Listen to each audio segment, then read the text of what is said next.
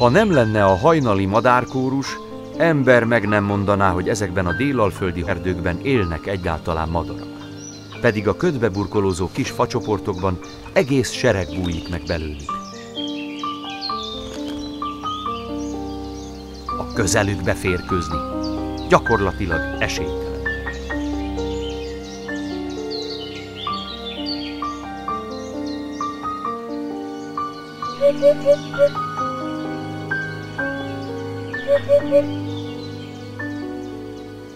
Él azonban Pusztaszer vidékén egy ember, akinek ez sikerült. Tudom, természetfotós. Hát nem tudok különösebbet. Hát valami... milyen természetfilmeket, vagy milyen természetfotós. Hogyne, hát az rádióban tényleg benne volt minden. Máté Bence éppen munkába tart. Kocsijában az agregátortól a kisbaltáig gyakorlatilag minden van, csak rend nincs. De az úgy látszik nem is kell a madárfényképezéshez. Bence madárfotói az elmúlt években zsinórban nyerték a legrangosabb nemzetközi természetfotós versenyeket, és többször elhozták a Natur Art által odaítélt év természetfotósa díjat. Máté Bence!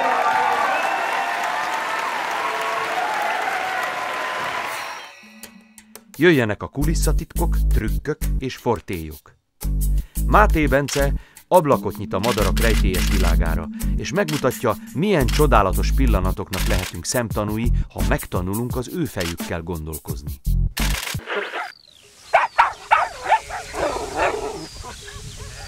Most mi lesz a filmnek a címe?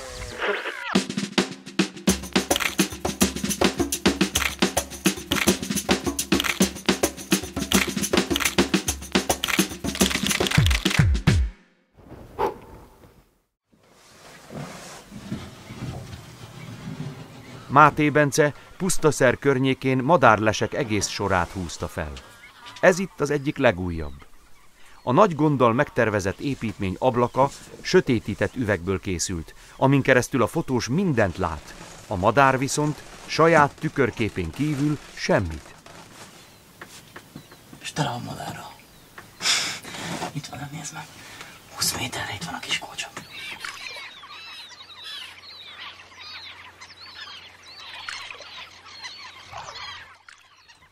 Bence egyik fő vadászterülete a Ramszári Egyezmény oltalma alatt álló Büdös-széki-tó és a Csaj-tó rendszer.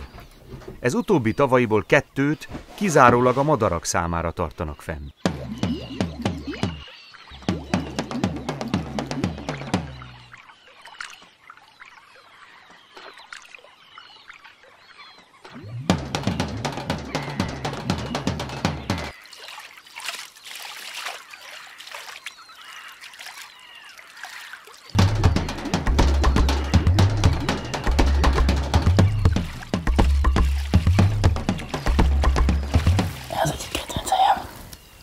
Vízparton még történik valami érdekes. Nekén az ember nyakába közt egy távcsövet körülnéz, és egy 40-50 madárfajt igen csak fel lehet sorolni, amik itt vannak most ezen a tavon. Amikor elkezdtek foglalkozni természetvédők ezzel a tóval, akkor mindjárt a második évben hatalmas siker volt az, hogy közel 1000 pár kócsa és gémféle fészkelt ezekben a nádasokban.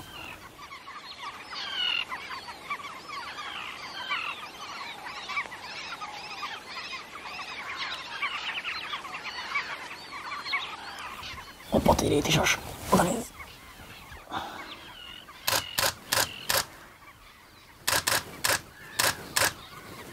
Ilyenkor aztán az meg hagyja itt a vízi élő világot, mindenféle vízimadár fél tőle, és még olyan szép jeleneteket lehet elcsinálni.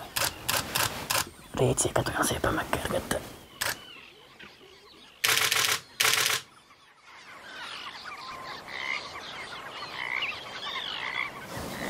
A kacsák mozgolódnak, valamit éreznek. Márcélébe levő récék azok elkezdtek menni a víz felé. Hopp, ott van a róka! Ha megmondtam, hogy hamarosan kidobja az órát a nádasból, Az érdekes, hogy ez csak játszik a récékkel, egyszerűen még soha nem láttam, hogy megtámadtam volna őket. Bár ezek kölyök rókák. A róka csak nyugalmasan ott ül a szigetnek a végén, és nyalogatja a szája szélét. De gondolom, hogy már ma jól megtűnte a bendőit, és csak kijött körülnézni, hogy minden rendben van a vízparton, de nem foglalkozik vadászattal.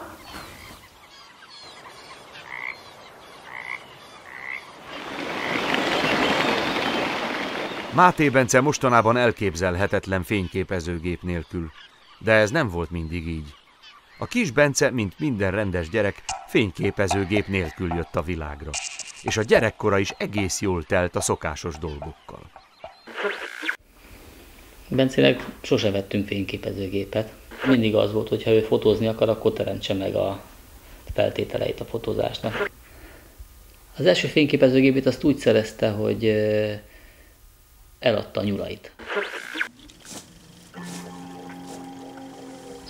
A nyúlról tudni kell, hogy lényegesen olcsóbban hozzá lehet jutni, mint egy fényképezőgéphez. Viszont szépen fial, feltéve, hogy jól tartják. A kis Bence tehát dolgozott keményen. A nyulak nem különben.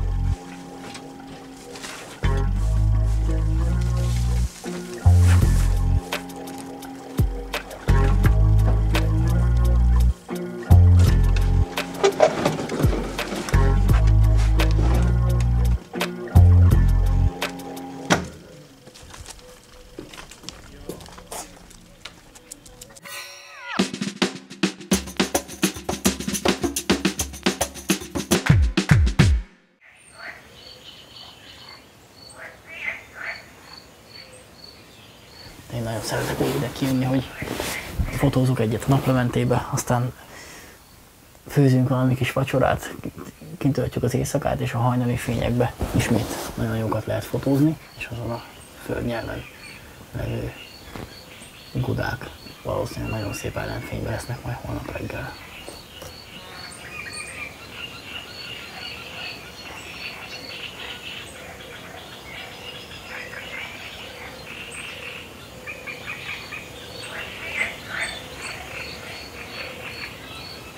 Só lett, újságra rakott káposzta, tiszai halászlé, zúza pörkölt, akkor rágyújtunk.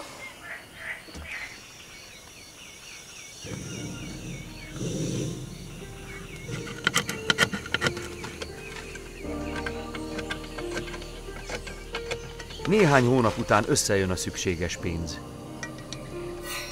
Bence első gépe egy Zenit. A Prima szovjet gyártmány strapabíró, és ami a legfontosabb, van hozzá teleobjektív.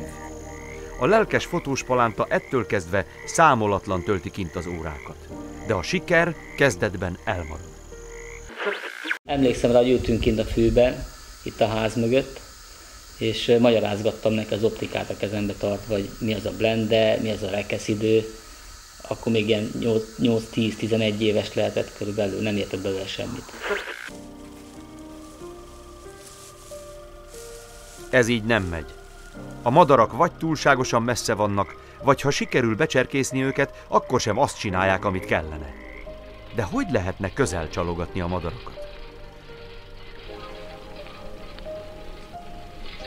Az ifjú fotósnak hamar feltűnik, hogy többé-kevésbé minden madár szereti a vizet. Márpedig a Kiskunságban sok a száraz homoki erdő, ami nyári időben csak úgy porlik az aszálytól. Műanyag kannákban vizet hord az erdőre. Azt reméli, hogy ha elrejtőzik a közelben, előbb vagy utóbb csak előmerészkedik valami állat. Ha szerencséje lesz, elkészítheti azokat a képeket, amikről eddig csak álmodozott.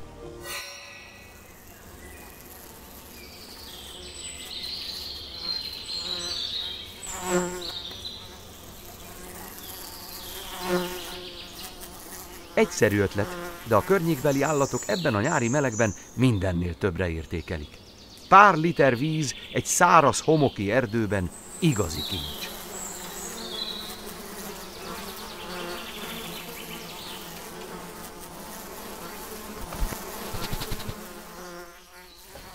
Hopp, meg itt az első erdei pitty.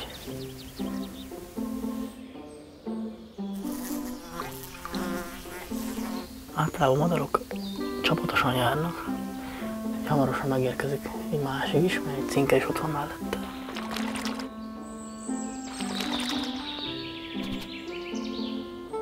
Éppen a napokban számoltuk össze, hogy hány madarat sikerült már eddig lefotózni. Az itatokon is 63 különböző olyan faj van, amiket már láttunk, hogy fotóztunk.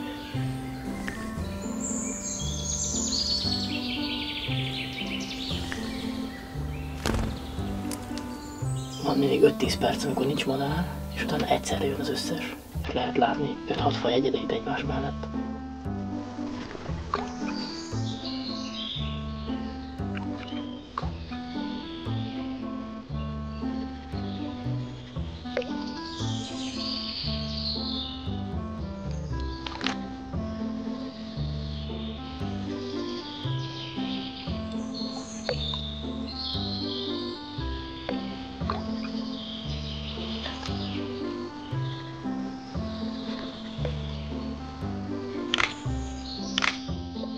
Az igazi jó dolga, amikor az ember nyomatja folyamatosan a gombot.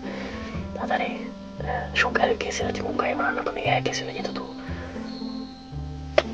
Felépítjük az est, szépen benövi a környezet, azt a kis sebet, amit itt okoztunk. És a les is a természet részévé válik.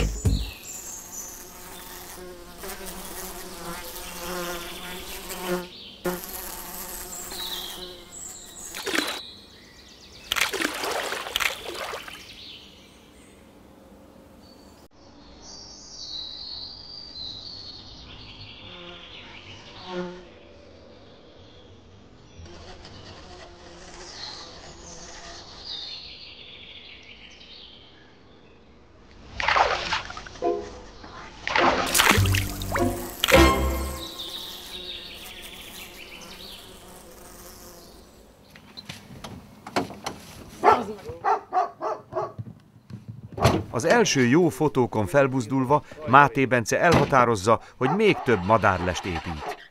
Ettől kezdve a fotós szempontból kevéssé izgalmasnak ígérkező téli hónapok építkezéssel telnek. Ennyi mindent már nem bírna el a bicikli, ezért Bence átnyergel egy nálánál nem sokkal öregebb Zsigulira. Mindig volt biztos volt a dolgaiba. Tehát ami van, ezek a szerkezetek itt semmi. Tehát fűtés nincs, ablakot nem lehet lehúzni, ajtót néha nem lehet kinyitni, ilyenek, de megy. Tehát nem gond. Egy műszaki is van rajta még egy 4 napig. De nem rossz. 100-an nem is akarom menni. A Bence autót? Hát az szerintem egy kriminális. Aki jégbe beleszakad autóval, az másképp nem tudok rá más mondani.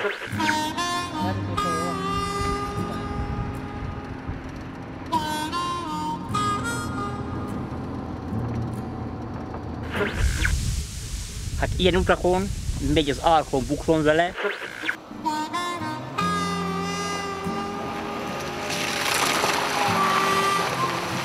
Január elején csak úgy röpködnek a mínuszok. Ennél jobb időt elképzelni sem lehetne a lesépítéshez. Bence szokás szerint mindent megtervez. A helyszínt a lehető legnagyobb körültekintéssel választja ki. A tájolás az egyik legfontosabb szempont, de sokat számít az erdő szélétől és a legközelebbi úttól mért távolság is. Jó lesz, sok 100 órát el fogunk itt tölteni. Az új konstrukciók már nem sokban emlékeztetnek a régi fotós búvóhelyekre. Ezekben a lesekben 3-4 ember is kényelmesen elfér.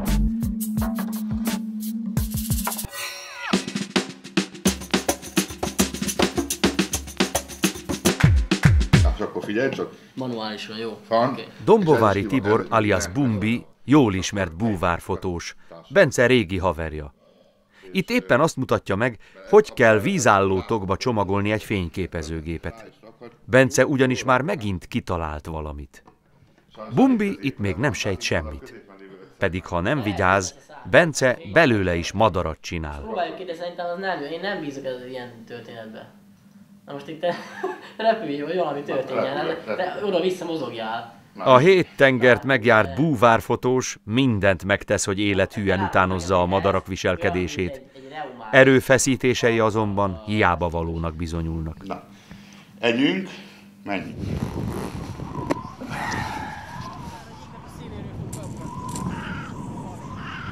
A madarakhoz kétféleképpen lehet közel kerülni. Az egyik megoldás a teleobjektív, a másik a vízfürdő.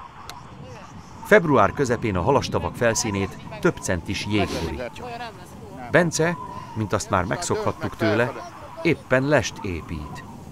Annyira belemerül a munkába, hogy eleinte észre sem veszi, hogy a víz hőmérséklete semmivel sem haladja meg a víz fagyáspontját. Pedig a hideg csontig hatol. Még a szürkegém is kétszer meggondolja, hogy hová teszi a lábát.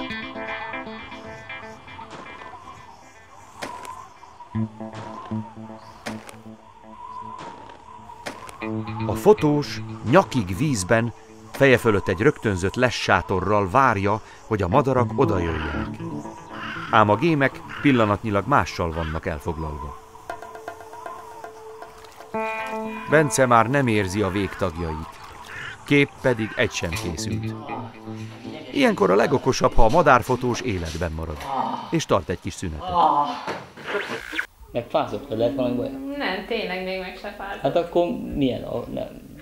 Végül is én De az ilyen extrém ötleteket én mindig szerettem, a különlegesség, ez kell.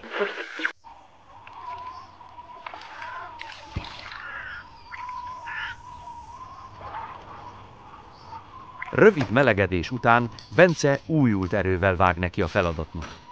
Pár perc fagyos fürdő, és a fényképezőgép előtt néhány centivel lezajlik a jelenet.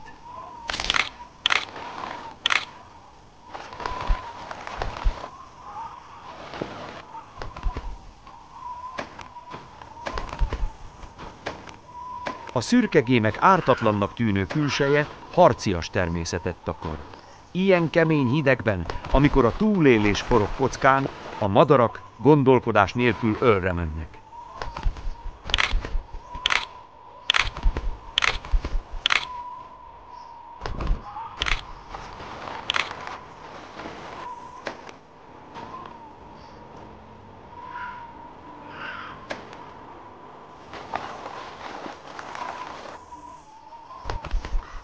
A szürkegémek megküzdenek a halakért, pontosan úgy, ahogy azt természetfotósunk előre elképzelte.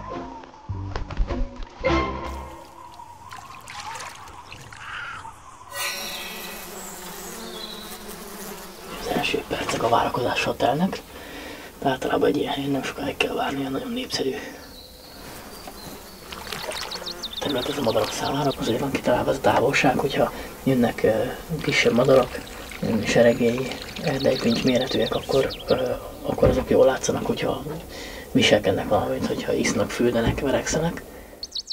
Szóval megjött egy másik erdeikönyv is, ezek hamarosan össze fognak veszni, és ezek úgy verekszenek, hogy összecsapnak, és ahogy elkezdenek verekedni, így mennek egyre felfelé, és akkor én nekem a gomnyomás közben már húznom kell felfelé az objektívet, hogy szépen beleférjenek a képkockába. Lehet készülni a mozdulataikból, hogy mikor fognak verekedni. Nagyon szép a víztükör, szép szélcsendes időszakban. Ideális fotózáshoz valamilyen nagyon mérgesek a madarak.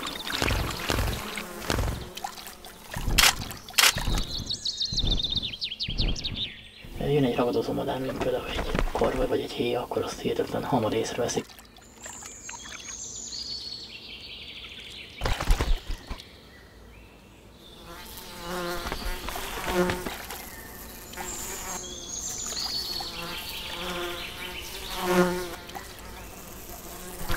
Is szálltak. Itt egy megyvágó zavart el őket. Nagyon erős csőre van, többféle. Minden hozzá hasonló vagy tőle kisebb madár. A megyvágónak a testi mértéhez képest legnagyobb csőre.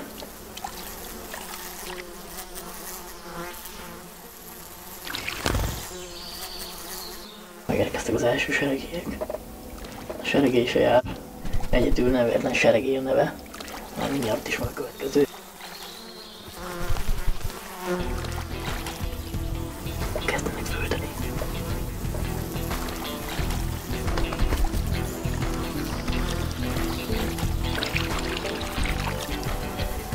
Az egyik legjobb időszak, amikor fiatalok már kezdenek kilátogatni, de még nem hagyják el az erdőt. Egyszer 8-10 madár is lent van, és olyan fürdőzést csapnak, hogy elképesztő. Alig lehet látni a madarakat a vízcsöppektől.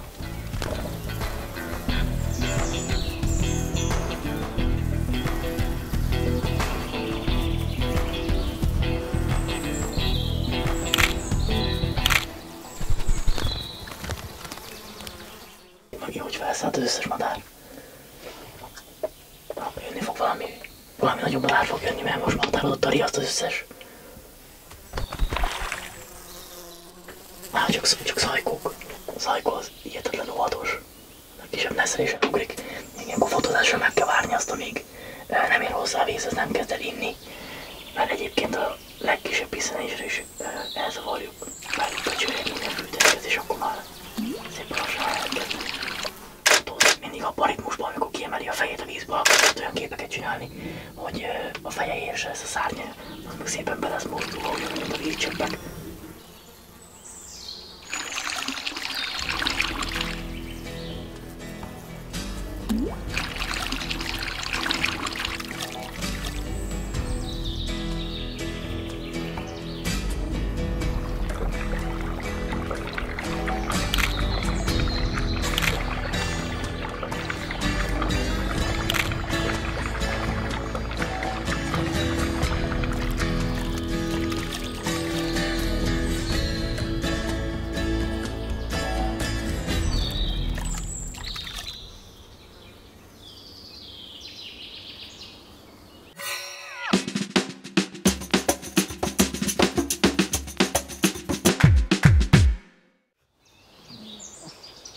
A madarak viselkedését legkönnyebben talajszinten, a vízhez közel lehet megfigyelni. Van azonban néhány faj, amely még csak véletlenül sem téved le ide. Kis fejtörés után Bence erre a problémára is talált megoldást.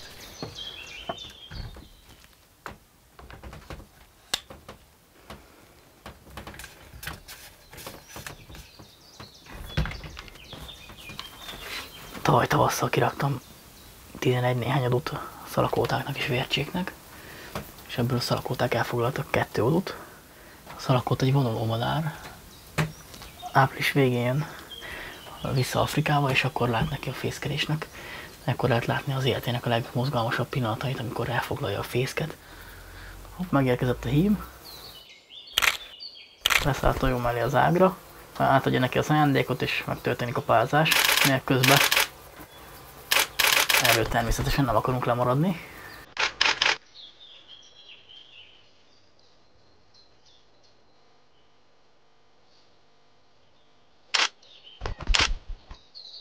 Csak találgatni lehet, hová vezet ez a rengeteg fejlődés, újítás. Hogy milyen ötletekkel áll még elő ez az elszánt fotós, aki zöldfülű kezdőből világhírű profivá vált. Egy biztos, a madarak nem menekülhet.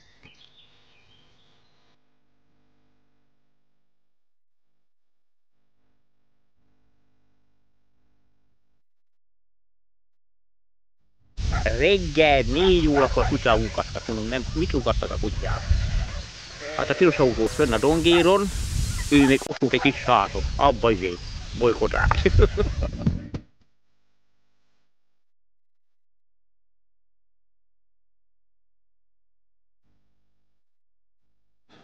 Nem lássák meg a Bencét, olyan kicsi. Észre sem veszik.